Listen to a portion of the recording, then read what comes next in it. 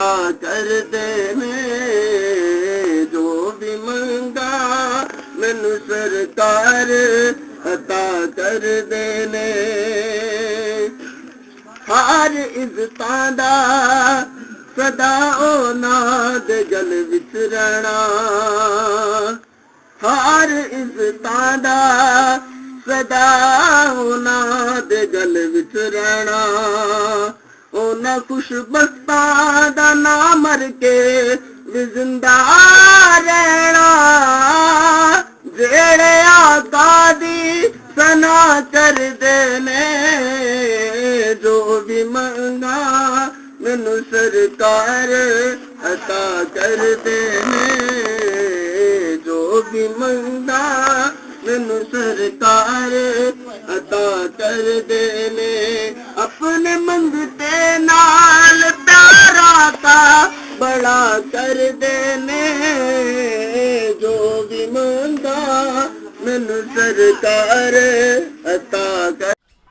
बिस्मिल्लाहिर्रहमानिर्रहीम अस्सलाम वालेकुम नाजरीन, तुहाडे सामने अगे एक अच्छी बड़ी ज़बरदस्त तो बड़ी आला तो बड़ी अनोखी किस्म की वीडियो जी तुहाडी खिदमत दे विच हाज़र करने बल्कि हाज़र की है कि इहदे बहुत ही अच्छे तो बड़े ही ज़बरदस्त फ़ायदे ने और ये जिहड़ा नुस्खा है और ये तकरीबन हर उम्र तो नहीं किया जा सकता, बल्कि आगे कम अज़ कम जो 25 साल की उम्र तक जो ना वो कद वधाया जा सकता है।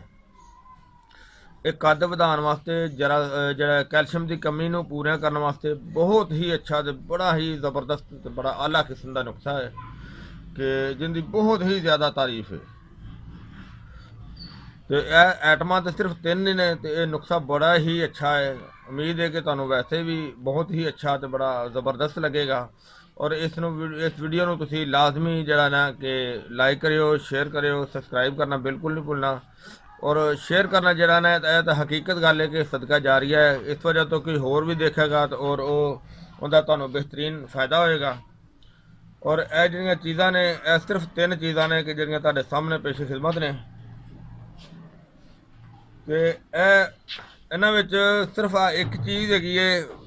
वैसे तो तकरीबन हर बंदे नूं इन्हां चीज़ों का इलम हुंदा है, लेकिन मैं तुहानूं ये दसदा जावां जिहड़ी पहली आइटम है ये हालों है।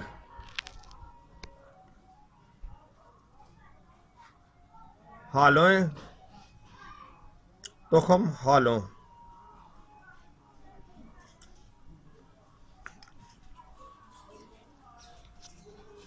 दूसरी आइटम जिहड़ी तुसीं देख रहे हो कुश्ता मरजान है।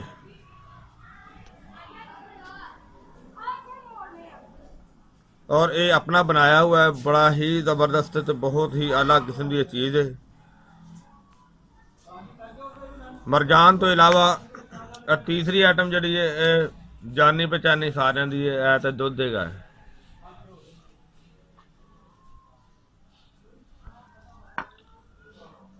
और इसका बनाने का तरीका कर ये वे कि यह जो तुहानूं पहले बीज दिखाए ने यह सिर्फ 10 ग्राम लैने ने, यानी कि 1 गिलास दुध का और 10 ग्राम इंदे। 1 गिलास दुध दे विच उहनूं अच्छी तरह बॉयल करना है। अच्छी तरह बॉयल करने तो बाद 1 ग्राम कुश्ता मरजान जरा ना 1 ग्राम उस दे अंदर शामिल करना है और उसनों अच्छी तरह बॉयल पहले इस चीज़ को अच्छी तरह बॉयल कर लेना है। लेकिन कुश्ता मरजान जो उसके अंदर डालना है या उसके अंदर शामिल करना है पाना है उदों उस दुध को उतार के ते थले रख लेना है और उस दुध को एक मिट्टी के प्याले दे विच पा देना है। मिट्टी के प्याले च पा के ते उसनों तुसीं रख देना है, यानी कि रात को बनाना है। रात को बना के ते इहनूं रख देना है मिट्टी के प्याले दे विच और उसनों जदों मिट्टी के प्याले विच पाना है तो उदों कुश्ता जिहड़ा मरजान 1 ग्राम उहदे च पा के तो उहनूं मिक्स कर देना है, क्योंकि इहनूं दोबारा उबाइल करने की जरूरत नहीं हैगी। उन्होंने रख देना है। वो सारी रात जो मट्टी के प्याले ਪਿਆ ਰਹੇਗਾ ਉਹਨੂੰ ਉਤੋਂ ਡਾਂਪ ਦੇਣਾ ਹੈ ਤੇ ਉਸ ਨੂੰ ਜਨਾਬ ਸੁਬਹ ਉੱਠ ਕੇ ਨਿਹਾਰ ਮੂੰਹ ਇਸਤੇਮਾਲ ਕਰਨਾ ਹੈ, ਖਾਲੀ ਪੇਟ। ਔਰ ਇਹ ਜਨਾਬ ਕੱਦ ਵਧਾਉਣ ਵਾਸਤੇ ਬਹੁਤ ਹੀ ਅੱਛਾ ਤੇ ਬੜਾ ਜ਼ਬਰਦਸਤ ਤੇ ਬੜਾ ਆਲਾ ਕਿਸਮ ਦਾ ਇਹ ਨੁਸਖਾ ਹੈ। ਹਾਲਾਂਕਿ ਵੈਸੇ ਤਾਂ ਸਾਡੀ ਇੱਕ ਵੀਡੀਓ ਪਹਿਲੇ ਵੀ ਚੈਨਲ ਦੇ ਵਿੱਚ ਮੌਜੂਦ ਪਈ ਹੋਈ ਹੈ, ਲੇਕਿਨ ਉਹ ਆਪਣੀ ਜਗ੍ਹਾ ਤੇ ਠੀਕ ਹੈ, ਇਹ ਆਪਣੀ ਜਗ੍ਹਾ ਤੇ ਠੀਕ ਹੈ। ਦੇਖੋ ਹਰ ਨੁਸਖੇ ਦੇ ਵਿੱਚ ਰਿਜ਼ਲਟ ਹੁੰਦਾ ਹੈ, ਜ਼ਰੂਰ ਹੁੰਦਾ ਹੈ, ਲੇਕਿਨ ਇਹ ਕਿ ਕੁਝ ਬੰਦਿਆਂ ਦੀ ਜਿਨ੍ਹਾਂ ਨੇ ਇਸਤੇਮਾਲ ਕਰਨਾ ਹੁੰਦਾ ਹੈ, ਕਿਸੇ ਦੀ ਤਬੀਅਤ ਜਿਹੜੀ ਨਾ ਕਿਸੇ ਹਿਸਾਬ ਨਾਲ ਹੁੰਦੀ ਹੈ, ਗਰਮ ਹੁੰਦੀ ਹੈ, ਕਿਸੇ ਦੀ ਖੁਸ਼ਕ ਹੁੰਦੀ ਹੈ, ਕਿਸੇ ਦੀ ਬਾਦੀ ਹੁੰਦੀ ਹੈ, ਕਿਸੇ ਨੂੰ ਜ਼ਿਆਦਾ ਸ਼ੂਟ ਕਰ ਲੈਂਦਾ ਹੈ, ਕਿਸੇ ਨੂੰ ਘੱਟ ਸ਼ੂਟ ਕਰਦਾ ਹੈ ਨੁਸਖਾ।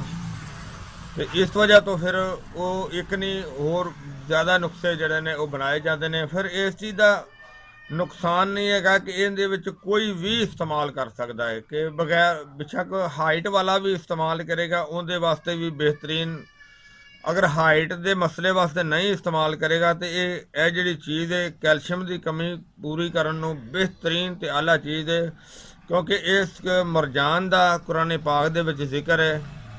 ਔਰ ਕੁਰਾਨ ਪਾਕ ਅੱਲਾਹ ਪਾਕ ਦੀ ਸੱਚੀ ਔਰ ਨਾयाब ਔਰ ਆਲਾ ਕਿਤਾਬ ਹੈ, ਪਾਕ ਕਿਤਾਬ ਹੈ। ਔਰ ਉਸ ਕਿਤਾਬ ਦੇ ਵਿੱਚ ਇਸ ਸੂਰਾ ਅਰ-ਰਹਿਮਾਨ ਦੇ ਵਿੱਚ ਇਸ ਦਾ ਜ਼ਿਕਰ ਹੈ।